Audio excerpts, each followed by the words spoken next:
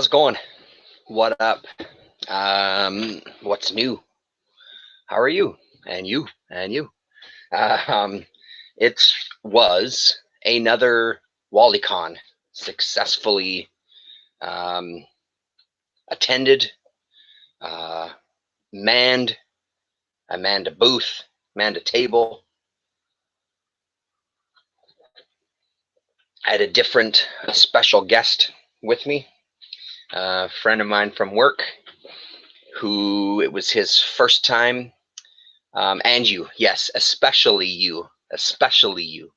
Um, a different friend of mine from work manning the table with me this WallyCon.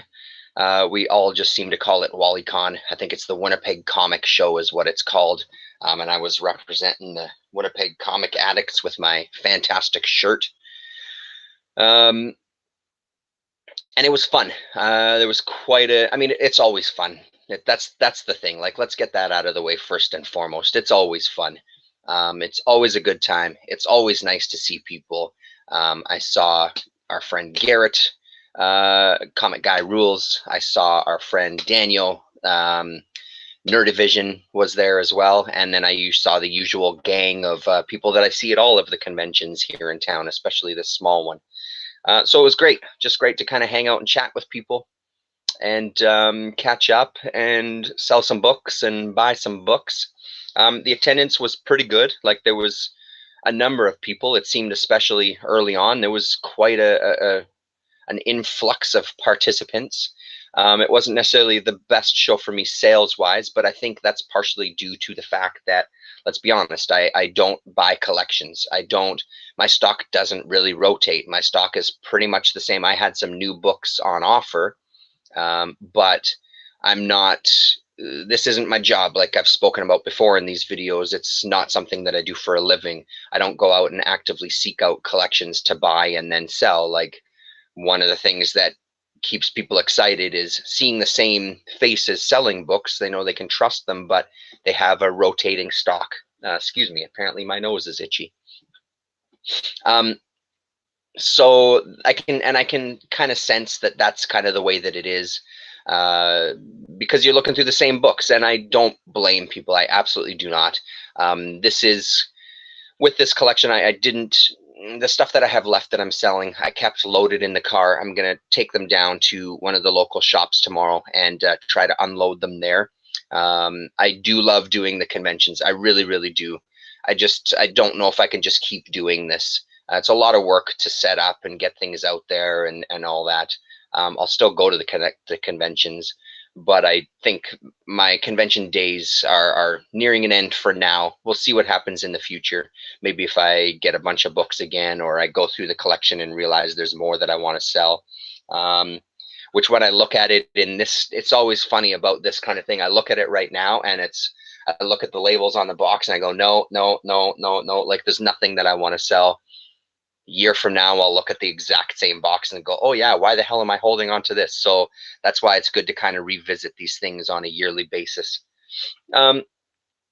So of course, as with every good comic conventioner, selling or not, I came home with some books, which is the way that it is. And that's a good thing, because I found some really great stuff. I always do. But as it seems like every single time, this time is the best stuff. It's the best. Last time was the best, but this time is the best, truly, sincerely, for a lot of reasons. One being a Dick Tracy, kind of a, what do you call them? The oversized, what the hell are these things called? Treasury edition size, treasury size, treasury. Look at that art. I've never owned, I do not own any Chester Gould stuff. I do not own any Dick Tracy, nor have I really read much Dick Tracy. But this one is in beautiful shape. Special thanks to Mad Cat Comics. This is, it's great. I'd bought it online before the show, and then he brought this and one other book for me that I had purchased previously. and I paid him at the show. And the photo that I saw of this doesn't do it justice. It's in much better condition than I thought, and considering what I paid for it, it's an incredible deal. And I always appreciate Mad Cat Comics and Dan. I yeah, it's just great, and I really really love it. As soon as I brought it back to the table, I started flipping through it. It's beautiful. His artwork is something special for sure. It's right up my alley because it's just weird. The faces and the caricatures. There's a Basil Wolverton type of vibe to it, as far as they're being just kind of crazy caricatures. I guess we'll just go through stuff. This might be a shorter video, but that's the way that it is. What else? Let's do these magazines first, I guess. As usual with these conventions, there's normally some sales. People are trying to move product. So I have 2 of these already. Found another Cobalt 60 by Vaughn Bodie, illustrated by Mark Bodie, written by Larry Todd. I don't know if that's the Larry Todd of Curb Your Enthusiasm directorial kind of fame. It wouldn't surprise me though, especially after one of the previous videos I had, that it can't possibly be his father, Leonardo DiCaprio's father. As a matter of fact, it was Leonardo DiCaprio's father. So as far as I'm concerned, that is the Larry Todd. So that was a really nice find. I don't come across those too much. When I do see them, they're pricey, to say the least. So that was very, very reasonable. And another one that I found, I guess another kind of comics and art type of publication that I don't know, and I'm still not really sure what RBCC stands for, but it's RBCC number 149.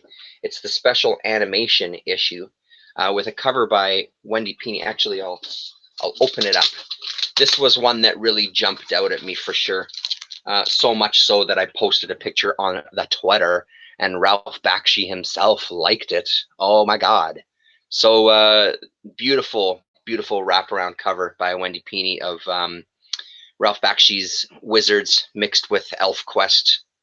Really, really dig it. And then on the inside, there's a whole article on, let me find it, on Wizards, which I'm going to enjoy reading. There's also talk of Disney's Fantasia. There's critiques of some films. It looks like there's some Disney stuff. A brief look at the films of Donald Duck. That'll be very cool. And a whole lot of other good stuff. Like I said, I don't know this publication. We do get some Andromeda in the back. Oh, it didn't show up in your feed. What are you doing? 64-page special. You're always the one that likes my photos first and most and best. I'm disappointed. I'm really disappointed. I don't know if we can talk. We totally can. Don't worry about it. I was just kidding. Yeah, so I don't know this zine, this magazine, but it looks really great. And again, at these prices, how can you resist? So that'll be a really fun one. I'm looking forward to that quite a bit. Yeah, there's the Fantasia stuff. Does it say a year for this publication? Was it 89? Oh no, I'm wrong. 1979. Rocket's Blast Comic Collector. Rocket's Blast Comic Collector is RBCC. And I can't believe it. Like, it's issue 149. So I'd like to keep my eyes open for more of those to see exactly what it is. I haven't really sat and gone through all of these in any great detail.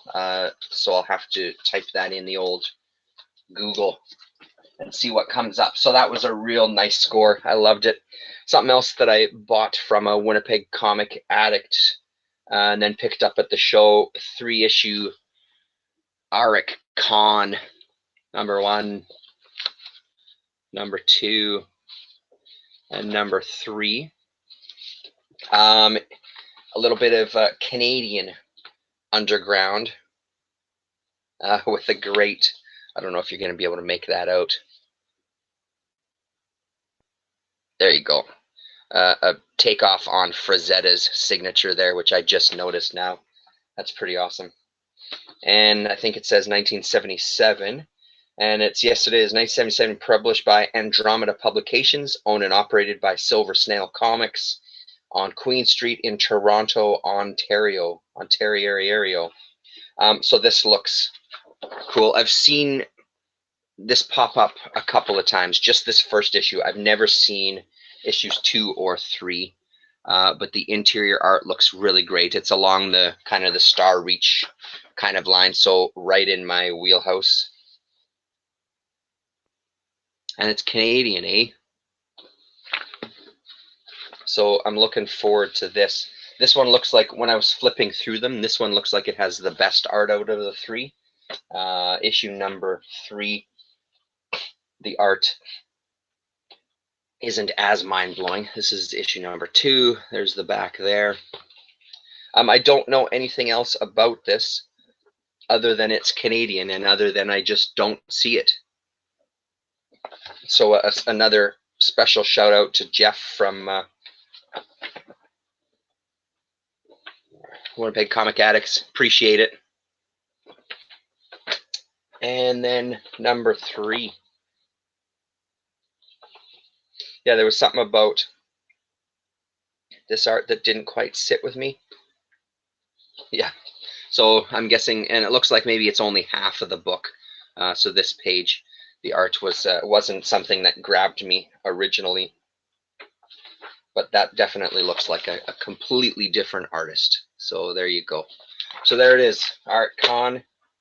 Lots of dollar bins seem to be the way to go this time. There was a couple of big books, including an Amazing Fantasy 15 slabbed at a 9.0. I didn't take a close look at it. I just saw it on a display. There was a couple of new people set up there. One of them, this particular gentleman, had a lot of horror books and some pre-code stuff up on the wall. Really nice. I didn't get a chance to look too closely at his stuff. When I did kind of wander over, it was busy with people, as is the way when there's new people at a show. Everybody wants to see what they have. But it seemed to be a show for dollar bins, which is the way it goes with this one specifically. There's always plenty of dollar bins. Another individual from this group, it was his first time selling, who's also a viewer of this fine channel, Mr. Treble, I believe is how you pronounce your last name.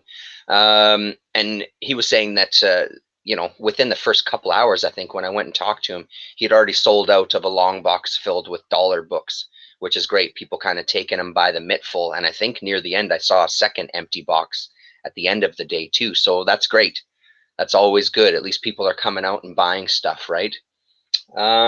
So in my brief little dives into the dollar bin, I managed to find a few more issues of Border Worlds, Donald Simpson's Border Worlds. I have number 1, and looking at issue number 3 beside me here, I wonder if I also have issue number 3. I don't think so, though. So this is number 2. Number 3, maybe I've just seen this cover a lot. It's not something that I find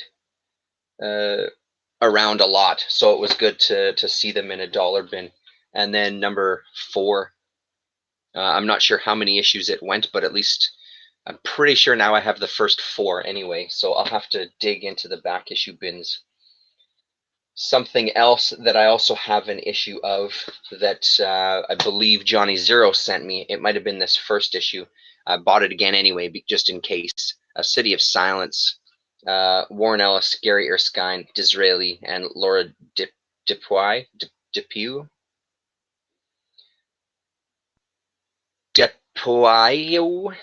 City of Silence. This is number 1 from Image. And number 2. Focus. Thank you. And number 3.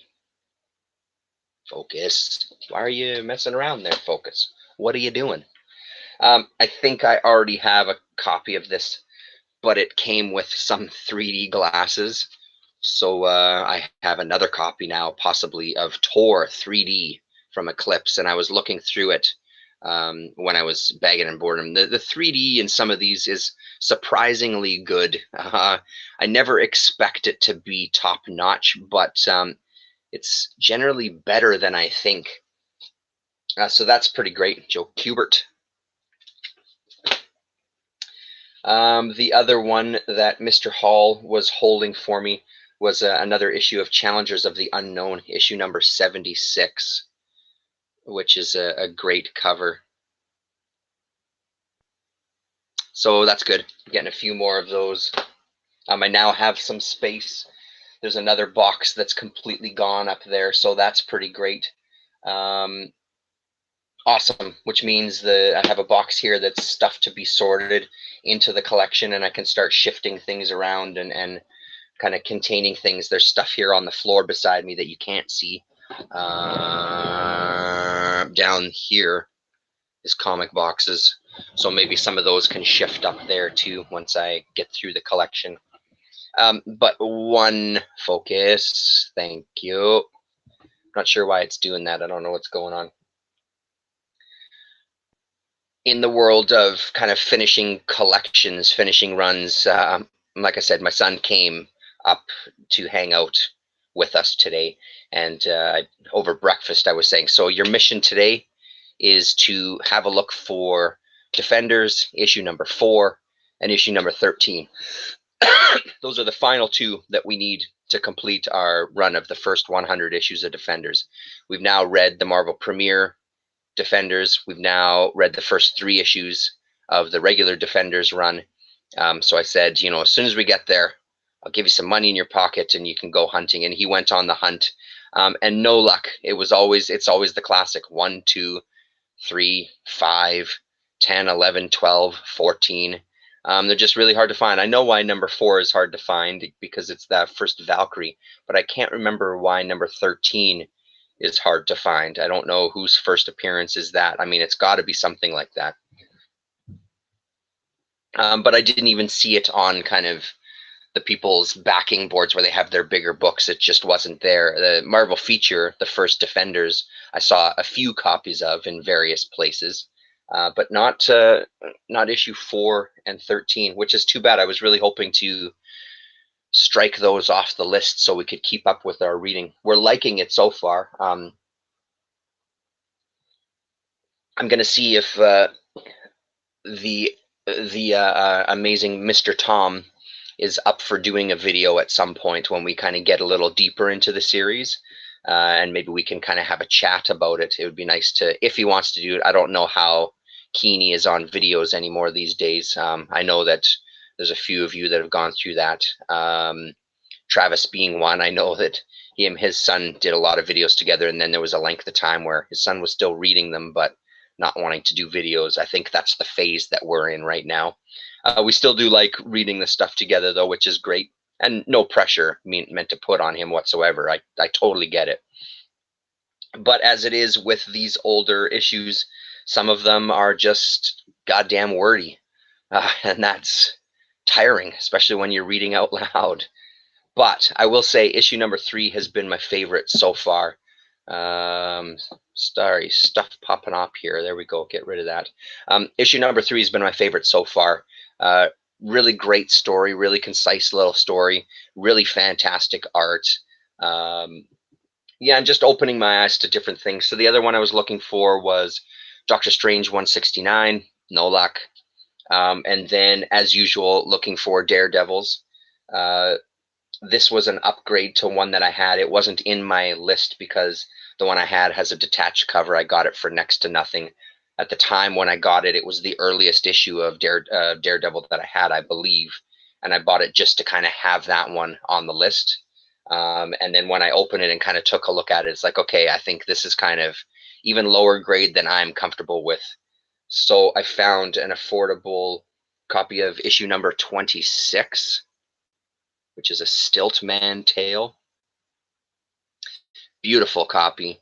And this guy that I bought a few of these from, I was kind of chatting with him, and we were just talking about, you know, grading and how he grades, and how my skills aren't top notch when it comes to grading. And I was just kind of talking to him. It's like, well, there's a reason I keep coming back to you, and I'm sure a lot of people keep coming back to you, is that I always trust your judgment. Like the way he prices stuff, he'll have a price tag that'll say the condition that it's in, or what he's graded it at, and then what the price guide says about it, and then what your price is. And generally, he charges about 50% less than the price guide. And again, um, his prices are reasonable. You know what I mean? Even if that price guide number wasn't there, even if that comparison wasn't there, his prices are very reasonable. And I have yet to buy a book from him that I then come home and open up and go, well, this is a piece of shit. I've never had that feeling.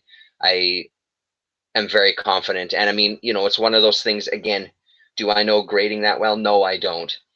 But it feels like, and since we're in a world of feelings, it feels like I open up some of these and they're a little higher grade than even he grades them at. This is a really good example. There is a rip down here, but other than that, this issue is in incredible shape.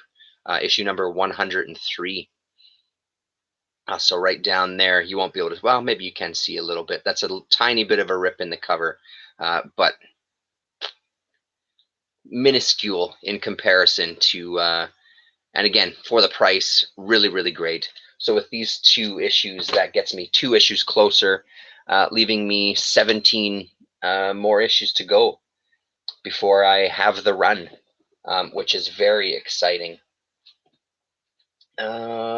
Let me just get these out of the way, because one of the things that I was thinking of were these right here.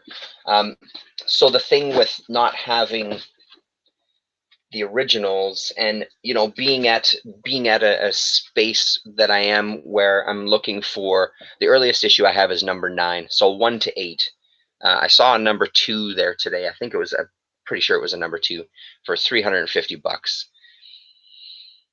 If I sold a ton of books, sure, maybe selling a ton of books, maybe selling $400 worth of books, it would be an investment, getting rid of stuff that I don't want and putting that money towards a big book. Sure, possibly. But the thing is, these kind of things keep popping up. Stuff like Marvel Superheroes number 25. On the front cover, Daredevil is in red, but the story inside is Daredevil in the yellow costume, which I don't have any of those yet. So getting some of these reprints, and again, here's a sample of how he prices stuff right there. Focus.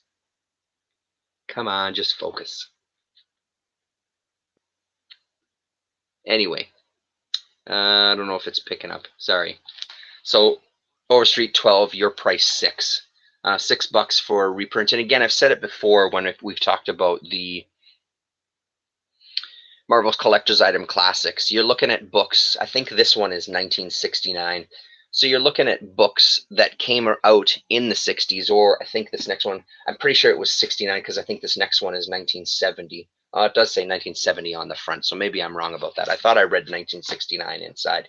Either way, you're still sometimes dealing with these reprints that are within the same decade that the original comic came out. Would it be cool to have a Daredevil number 1 to 8? Of course it would be. But for my purposes, I want to, yeah, I mean, they're in beautiful shape. Weiner 49er, how are you doing? Thanks for joining. It's in great shape. They're all in great shape. And for the fact of I want to read these suckers, like, I've got the stories, right? I've got Dee Dee in the yellow costume, which is from those. And then there's a look at the interiors. But yeah, it's in beautiful shape. Even just looking at that spine there, it's great. So I'm super happy with these. It just almost feels like part of me is like, what's the point of getting them? I do know the point. And I'm not saying that if I had a number 1 Daredevil, I would be upset by it. It's just that there's something really great about these as well. And I think they sometimes go overlooked, because when I do see, for the most part, when I see these kind of books, even collector's item classics, which again was another one I was looking for because all I need is number 2. Could I find a number 2? No. I found every other issue, literally every other issue except for number 2. So I don't know what it is about number 2 of Collector's Item Classics. But for the most part, when I run into these kind of reprint books, they're normally dirt cheap. You do come across some people that try to charge a little bit more for them, but you can find them pretty damn cheap. This one, number 26, Overstreet 10, my price 5. And again, yellow costume Daredevil on the front. Plus you get some Hulk. I think there might be X-Men in this one as well. Yeah, let's have a quick look at this one. I haven't rebagged these because they're a little bit, because they're thicker, they don't look, they don't fit as nicely in the bags that I have, and I don't want to force these in, so I may have to go a size bigger with the bags. So there's the back. I know it's not as easy to see on camera, but I mean, you know, there's no spine roll on that baby. It's crisp, man. It's sharp, as ETA Nick would say, razor sharp. And then the interiors look beautiful as well too. And again, it smells like the great old back issues that you'll pick up. So I'm super happy with these. These are the first 2 that I own from this Marvel Superheroes run. So I think this will be another reprint series that I try to get into, see how many there are. I don't know. It's a blazer. Yeah, very nice. Yeah. That's a Von Chilla, isn't it? Dr. Von Chilla says that a lot, doesn't he? It's a blazer. I know that Marvel Collector's Item Classic, didn't that turn into another title after number 22? It didn't turn into this, did it? Either way, I'm going to do some more looking into this series, and I'll be starting to pick up more of those. Yeah, I thought so, Dr. Von Chilla. It's a blazer.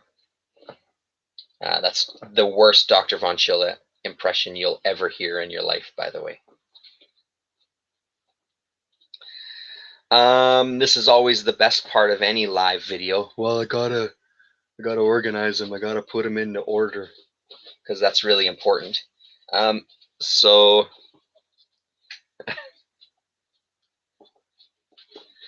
managed to find some more unexpected. And again, it's, you know, it's pretty easy finding some of these for good prices. Even take a few from the early 100 and even like down to 97. There was some of those that were popping up too. But they were just that little bit out of my comfort zone with what to pay for them, and condition and stuff too. So going backwards, 175 of the unexpected. Amazing cover. 149 unexpected killer cover.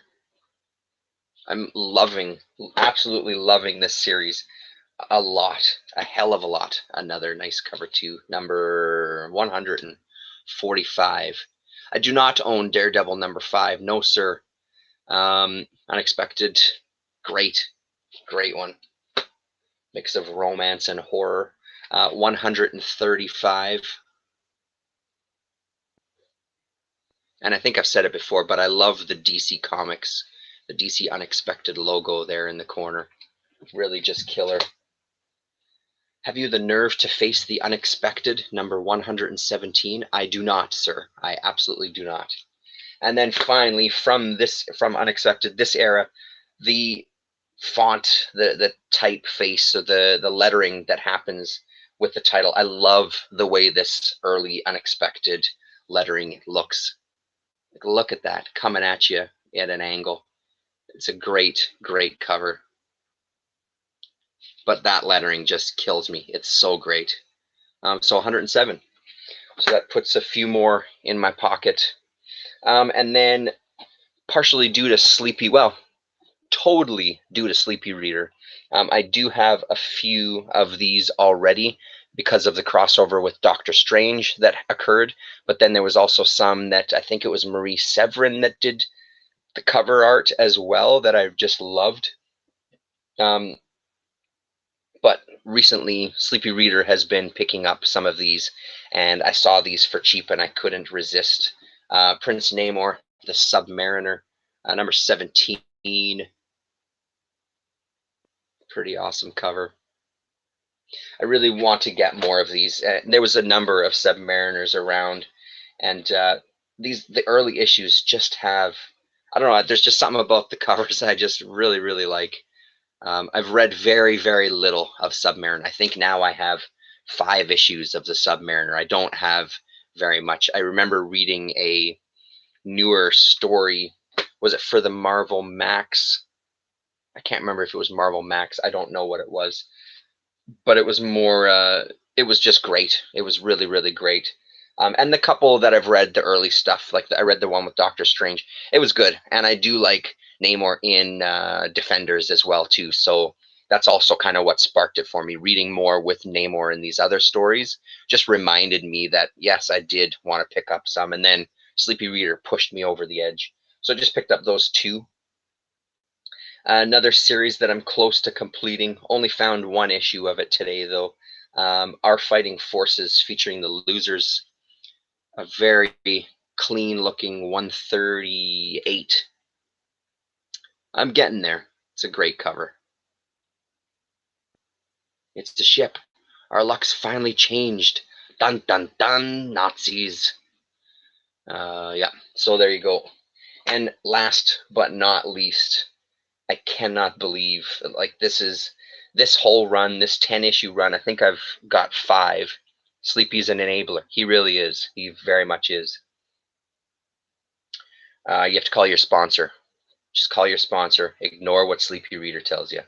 Um, I'm not huge on war books, but I've gotten into them recently. I really like the Losers series, and I think that's because of, well, I don't think, I know that's because of Darwin Cook. For sure it is. I have a couple of GI Combat. I have a couple of Unknown Soldier. I don't hate them. It's just not something I'm totally drawn to. But I gotta say, I do get a kick out of these Losers. There's something about them that I'm drawn to, and it's like I said, I'm sure it has to do with Darwin Cook and the New Frontier and them being involved in that, even just for the little bit. Nice to know some of that history. 10 issues to this series. I have 5 of them, and every single cover. You're partial to Russ Heath. Oh, nice. Every single cover is mind blowing, but I think out of the 5 that I own, this is now my favorite. The Spectre, issue number 8. Yes, New Frontier is a great story. I mean, let's just talk about this for a second, shall we? Let's talk about this. Let's take it out.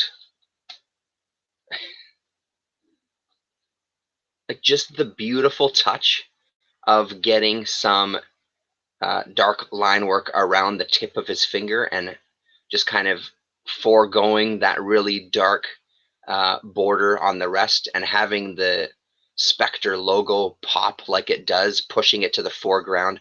So, I mean, the finger is in front of the logo, but clearly it's between Spectre's face and his finger. Really, really mind-blowing cover. There was a thread going around on the Twitter by, I believe, Mine the Comics had started it, about your favorite cover that you'd love to get into a poster. I posted Mean Bitch Thrills, which is still a fantastic cover, but I think this one takes the spot now. It's an incredible cover, and when I was looking through this, there was something, I don't know, there's something about the art in this one, the coloring, and very liquidy. I don't know who did the cover. I'll look in 1 second. Very liquidy to the kind of the figures and the movement, and there's something about it. Very rounded. Everything is very rounded, and even in his face. And I don't know if I've read these stories. I do have The Wrath of the Spectre, which I thought reprinted. Oh, look at this. Karak. Beautiful. I thought the Wrath of the Spectre reprinted all of this 10-issue run, but I'm starting to second guess it. It might just be something. I haven't read those in forever. Look at this page. Look at this frickin' page. So maybe I'm mistaken about that, but if it is in there, I sure don't remember it being there. Yeah, there's something about the look of this, and we'll go to the front right away here. So who do we have? Story, Steve Skeets, art, Jerry Grandinetti, and Murphy Anderson. And the cover, is there a signature on that cover? I don't see a signature on that cover. And I'm sorry, I don't know who did the cover. I'm sure it's available online. What's that site? Comic. There's some comic site that I can't remember the name of it right now, that you can search by character and see every appearance that they've had. And that site really gives you a lot of great details. But you know, there's almost something Ditko going on here that I'm really, really digging. So it kind of took me by surprise. Beautiful cover, beautiful interiors. I'm going to be sitting down and reading this. Yeah, Murphy Anderson. So you know the name then, Murphy Anderson? It's not one that rings a bell with me, which doesn't mean anything. My memory is shit. Maybe I've come across his name before, but it just doesn't resonate with me. It doesn't ring a bell with me. So that was, I mean, there was lots of highlights, but that one is definitely a highlight. And to be so close to finishing that, that's the other great thing about that series. They seem to show up in abundance here in town, but because there's only 10, it makes it something easy to collect. It's just finding that nice balance of condition and price. And again, with especially being in in this convention, some of the sellers were some of the prices, they're over the map. Everybody's over the map, and it's nothing against anybody individually. It's just that's the way it goes. So you kind of try to find that balance. But some people charge a couple of bucks for some of these things. Not saying that they're not totally worth it, but they're not for me. I kind of have a sweet spot when it comes to buying those. But highlight. Yeah, so I do have a few adventure comics starring the Spectre. I do have a couple of those. Again, I remember those being killer covers as well. And I wonder, actually, now that we're talking about it, I wonder if the Wrath of the Spectre reprints were from the Adventure Comics series and not the Spectre series. I thought they were. I'll have to check because I do have the reprints somewhere. Thanks very much, Weiner49er. I appreciate it. So that was it. It was a great convention. The books are still in the car. Going to try to take them to Galaxy tomorrow and see what I can offload them for, because I need the spot back downstairs. It's getting colder here. I need to bring my son's drum set in very soon, take it apart and stash it under the stairs. We need the space, and I just want them gone. And then it'll be time to kind of go through the boxes here again, I think maybe during the winter, and just kind of refocusing on what I have. I always have a good convention. It was the Fleischer material. So sorry, 64-page special. You're talking about the reprints for Wrath of the Spectre. I did have a good convention. It's like I said, I don't think you were here at the beginning. It's always fun going. At this point now, I've done enough of them that you get to know people a little better. You see a lot of the same faces, so it's nice to just kind of sit and chat. Garrett doesn't make videos anymore as much, but he got some incredible stuff. He's got an eye for, speaking of getting it, he's got an eye for some horror magazines, and he found some killer magazines, and it was one of the things we happened to be looking at the same guys' boxes at the same time, side by side, and just kind of chatting about stuff. It's amazing, even after this point, even at this point in my collecting career, going to some of these places and you see somebody and you still see stuff that you've never seen before. And that's, to me, really exciting.